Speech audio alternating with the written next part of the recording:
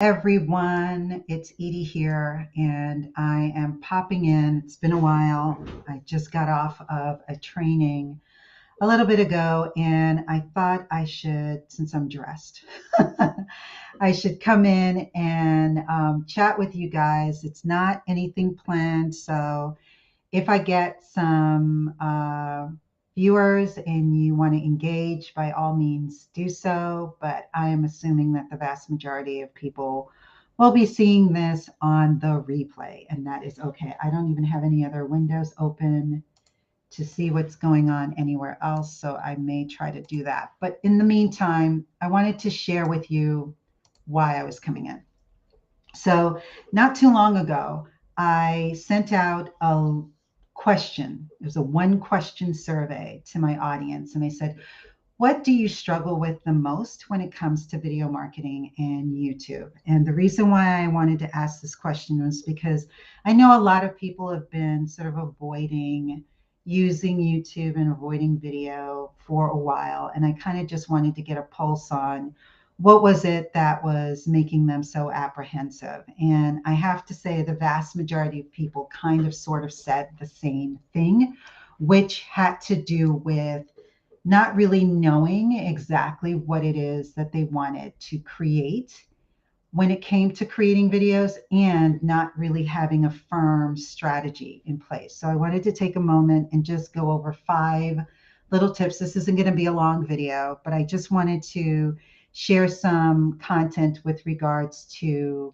what you can do if you are one of those people who, for whatever reason, you're apprehensive about not really knowing exactly what you want to create for your videos on social media or on YouTube, and you're not clear on a strategy. So the first thing is really knowing who your target audience is. You really need to understand, who are you targeting and what specifically do they need?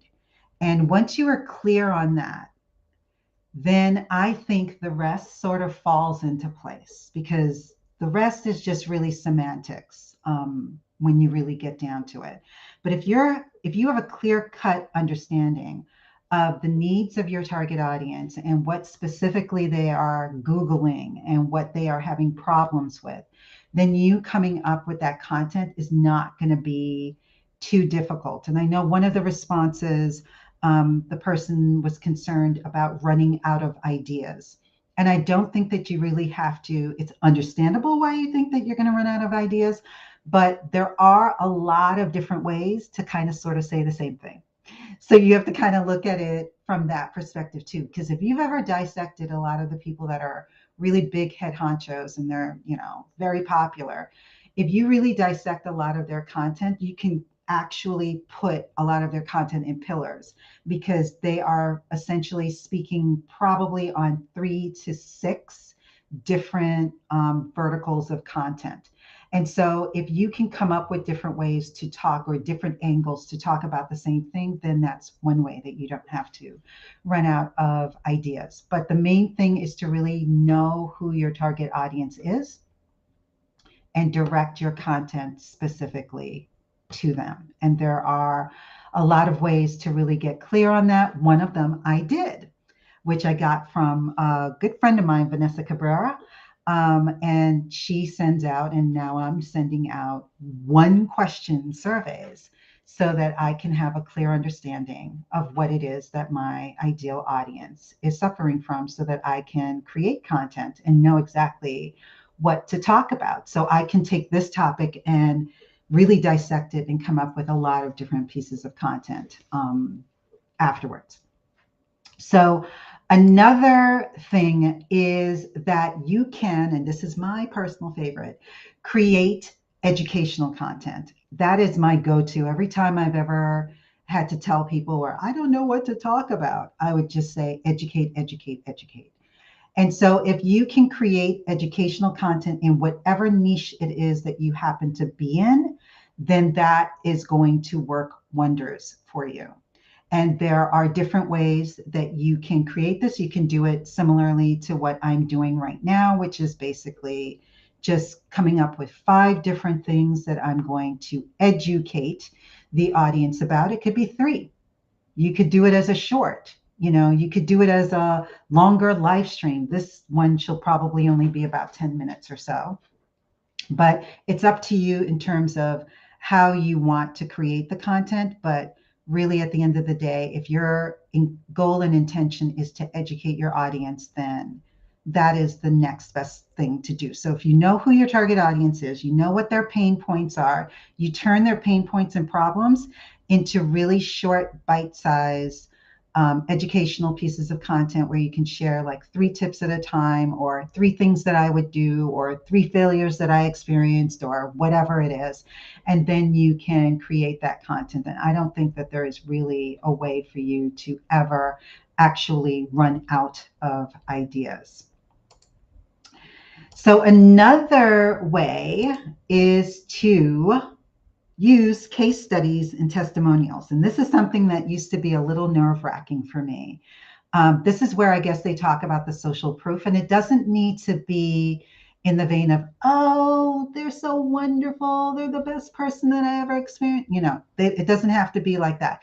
It literally could be, especially case studies, are more situated, they're more situational. They will share with you what the pain point and the issue was that the client had before they started to work with the person, what the experience was like working with the person, and then what the end result was like.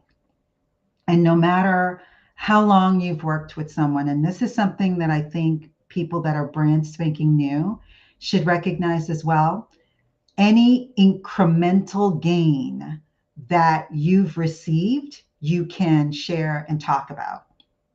So even, for example, there are times where I'll do free YouTube audits. So someone, especially if I've connected with them on a consultation call or something like that, and they have a YouTube channel and they may not be utilizing it a lot, and I'll do a review for them. And once they've gotten, I shouldn't say a review, I will do an audit of it for them. And so it's a really cursory audit. It gives them the overview of what they're doing right. And then I'll give them pointers on things that they can improve upon. And they will be so appreciative and so thankful. And that you can use as a testimonial, especially if they provide it to you as a video testimonial. Sometimes if you are working with someone, and it may not be an entire campaign that you worked on or whatever it is that you do, but there's some aspect of it that you were able to help that person grow, and they were able to share that with you. I always ask, now I'm conditioned to ask for video testimonials. I ideally want to provide or get a video so that I can show A, that it's a real person, and B, it just goes along with that know, like, and trust factor. And so if I can share the experience that someone had working with me in a visual format, that just goes a really, really long way in proving that I am an expert and that I am authentic and that I am real and I can get people results or help. I don't have to be able to take you from 0 to 1,000,000, but if I take you from 0 to 10,000 or from 0 to 100,000, then you are still progressing, and then maybe you need to graduate to somebody else that can take you the rest of the way. So you really need to just kind of look at the case studies and the testimonials that you'll be able to get in a manner of, how was I helpful to this person? So whenever anybody says, oh my God, thank you so much, that helped me so much, ask, can I have that in a video testimonial? And then that way you're able to share that content. That works really, really well on social media. So right now, I love Social Bee. If anybody has ever been following me, they know that I'm absolutely obsessed with Social Bee. So I have a category within Social Bee for all of my testimonials. And so what I do with that is I will either have the video testimonial that the client provided and put that in, and it doesn't have to be a client, could be a prospect that you worked with, and I'll have that scheduled in. Or I will turn their text into some sort of visual type of testimonial that I'll use on social media. So that's another type of content that you can use so that you don't run out of ideas. The fourth one is sharing behind the scenes content. Now, I don't want people to think when I say behind the scenes, it's like of you getting dressed, a day in the life type of thing. It can be really simplified in a manner of different ways, depending on what it is that you do. So you can share information. Like I could have come on. Here's an example. I could have come on today. I just finished wrapping up a live presentation that I did for a coaching academy. And I could have wrapped up or done this live right now by talking about what that experience was and showing what it was that I did in terms of prepping for it. I could also share, how I do my presentations. So I can take you behind the scenes and say, this is the tool that I use, which is beautiful.ai, by the way. And this is how it looks. And this is why I chose to use it. So it can be behind the scenes in a less physical manner than actually taking the camera and showing you, this is what my office looks like, or, so there are a number of different ways that you can do behind the scenes, but it just allows you to share with your audience a bit more of an authentic, relatable side of you. And in the behind the scenes, you can also share if you've had any nerves or if there's been any concern or things that you were scared about sharing or things of that nature. So behind the scenes can actually grant you a lot of content. So I want to wrap up because I'm over my 10-minute mark. But the last is to go live, like I'm going live right now. And for some of you,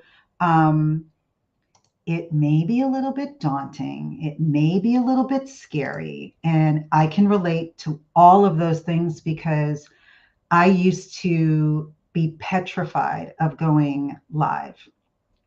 And the main reason was I had and still suffer from imposter syndrome. So I was always, well, what is that? What are the viewers thinking? Why aren't they doing this? Why aren't they doing that? And thank you for those of you who are on live. If you want to ask me a question, feel free to post a question in the comments. If I don't see it live, I will definitely reply because we're going live on YouTube, LinkedIn, and Facebook. But going live is an easier way to create video content than actually creating a pre-recorded video that you upload to YouTube. And live, in a weird way, as nerve-wracking as it is, can actually help you to get over the nerves of learning how to speak to your audience. In the previous event that I just did, I was talking to them about the different tools that they could use to create videos and how important it is that when you're using your webcam or even on your smartphone, you really needed to make sure that you are constantly keeping contact with the camera because this lets the viewer feel like you are talking specifically to them. Live stream, you kind of have to do that. It usually is an opportunity for you to speak from the heart, to be much more genuine. You're not reading a script or anything like that. At least I don't know of anybody that does that.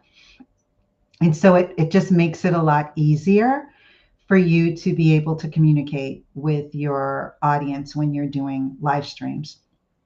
And if you record it like I'm recording mine, it can be then cut into shorter blurbs that you'll be able to use as repurposed content on your various social media platforms. So those are the 5 ways that you can create content for your audience, not have to worry about running out of ideas. And I'm going to go over them again really quickly. It's to identify, first and foremost, your target audience. Be clear on who they are and what they need. What are the problems and pain points that they're experiencing? And speak to that. Secondly, the easiest and fastest way is to create some sort of educational content. Another creative way to create content is to answer frequently asked questions. So that's what I did.